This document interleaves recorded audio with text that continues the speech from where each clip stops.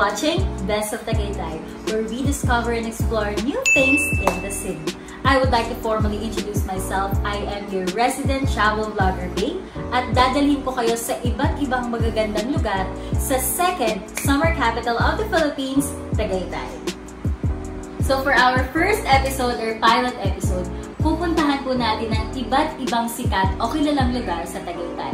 Pwede itong simbahan, pwede itong kainan, or pwede itong amusement park. So, ano pang iniintay mo? Tara na!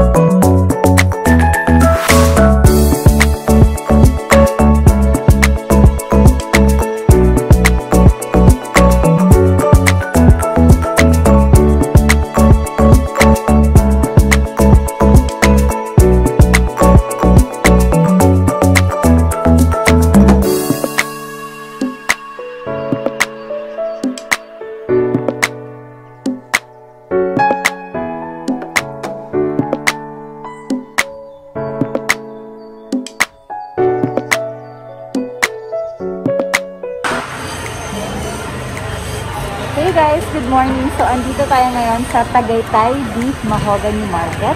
So, ayan, makikita nyo ngayon sa likod ko yung palengke. So, ayan, may makikita din kayo dito sa kabila naman na mga tindahan ng iba't ibang mga biskuit at mga pwede nyong pasalubong na ibigay nyo sa inyong mga pamilya. So, ayan ngayon, pupunta tayo ngayon sa beef market. Tapos, magtatanong tayo kung magkano na nga ba yung kilo ng beef ngayon. Ayan, so nandito tayo ngayon sa isa sa mga store dito sa market, ang Jerry and Cora Meat Stand. So, ito si Kuya Jay. So, tatanungin na natin. Hi, Kuya Jay. So, magkano na ba ngayon yung, mga paninda nyo? 1 kilo ng beef, magkano na? Laman, 320 lang sa laman. Magkano po? 320, tapos 320. 270. Ito, 270. So, ito, 320. Okay, sige. So, kamusta naman yung benta ngayon na medyo may bagyo, malaki ba naman yung kita nyo? Hindi nga kasi tumal, sobrang tumal kahapon, walang bumibili. Pero kahit pa paano, meron naman mga bumibili pa rin hanggang ngayon. Okay. Kunti-kunti lang. So ayan guys, nalaman nyo kung magkano yung presyo ng beef ngayon. Medyo may kamahalan. Pero mahal naman talaga yung beef.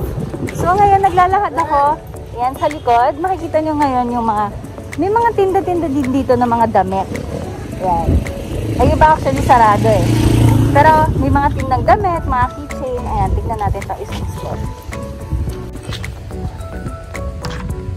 So makikita nyo, may mga damit silang binibenta na nakalagay Tagaytay. I think pwede yan pang remembrance kapag may pagbibigyan kayo ng pamilya nyo. Meron din mga keychain. Ayan. And also, yung mga ref magnet sila na nakalagay Tagaytay Philippines or Tagaytay Philippines. Ayan, sikat na sikat yung mga ganyang klase. Tapos eto meron pa silang sungka.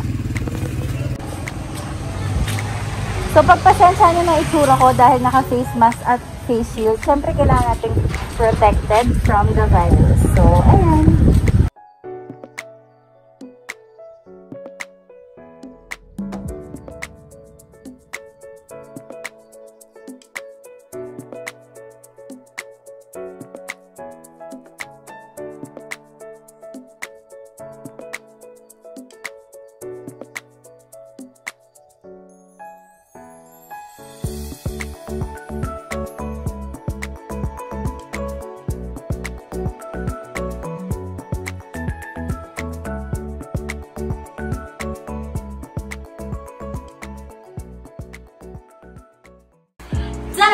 I'm back!